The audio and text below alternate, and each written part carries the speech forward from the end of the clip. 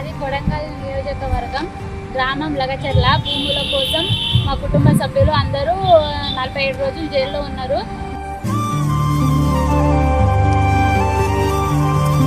రామన్నకి మేము రాఖీ కట్టడానికి వచ్చినాము. నా కూతురుకు భూమి నాయక్ అని పేరు పెట్టిపోయిండు. ఒక మేనమామగా పేరు పెట్టిపోవడం వలన నేను ఈరోజు సొంత చెల్లెలాగా అని రామన్నకి రాఖీ కట్టడానికి వచ్చాను.